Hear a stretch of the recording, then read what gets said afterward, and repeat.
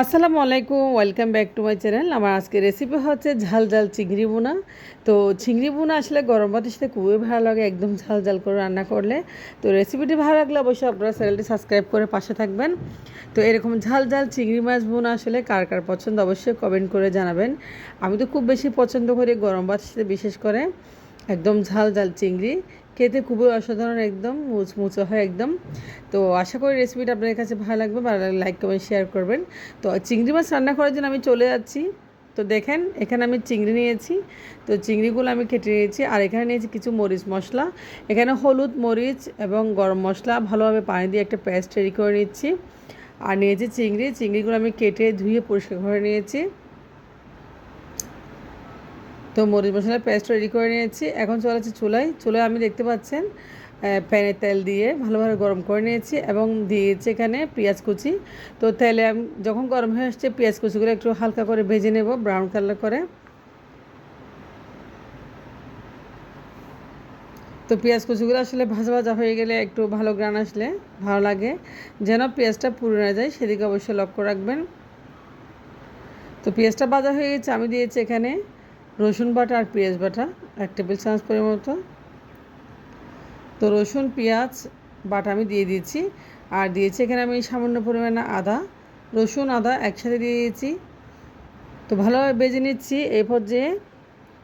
তো এখন দিয়েছি আমি এলাচ দারচিনি, এখানে আমি এলাচ এবং দারচিনি দিয়েছি কয়েকটা, একটু ঘ্রাণের জন্য। আর দিয়েছি পেস্ট করা মশলা। তো এই মশলা এখানে আমি জিরা, ধনিয়ার গুঁড়া, গরম মশলা সব কিছুই দিয়েছি, এখানে মরিচ, হলুদ। তো সব কিছু দিয়ে ভালোভাবে পেস্ট করে আমি মশলা এখন একটু কষিয়ে নেব। আর দিয়েছি এখানে টমেটো সস, বাসায় বানানো টমেটো সস দিয়েছি। তো সস রেসিপিটা আমার অবশ্যই দিয়ে আছে আমার পেজে। তো এখন দিয়েছি আমি মরিচ মশলা ভাবে কষিয়ে চিংড়িগুলো। তো মশলা কষানো হয়ে গেছে, আমি চিংড়িগুলো দিয়ে দিয়েছি। তো দিয়েছি কয়েকটা কাঁচা মরিচ, ঝাল ঝাল হওয়ার জন্য একটু ফালি করে।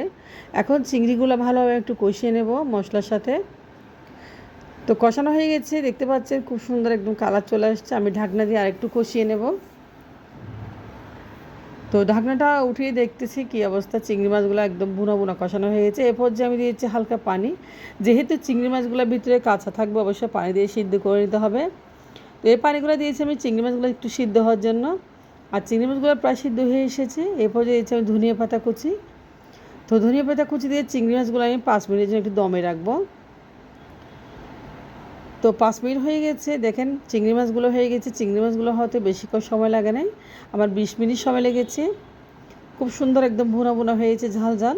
এই ঝাল ঝাল চিংড়ি মাছ দিয়ে আসলে গরম ভাত খেতে এত মজা, অসাধারণ হয়।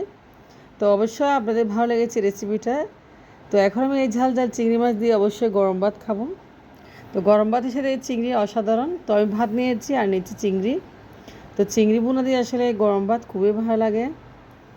তো কার কার ভালো লাগে রেসিপিটা অবশ্যই ফলো করবেন। আর যারা যারা এরকম চিংড়ি মাছ ভুনা করে খেতে চান অবশ্যই রেসিপিটা ফলো করবেন। খুবই অসাধারণ একটা রেসিপি। চিংড়ি মাছ আমার খুব বেশি পছন্দ, আসলে সব মাছ থেকে চিংড়ি মাছটা বেশি পছন্দ করি। তো খেতে খুব মজা লাগতেছে, আসলে একদম লাগতেছে জোসি জোসি। তো ভালো থাকবেন আপনারা, আল্লাহ হাফেজ।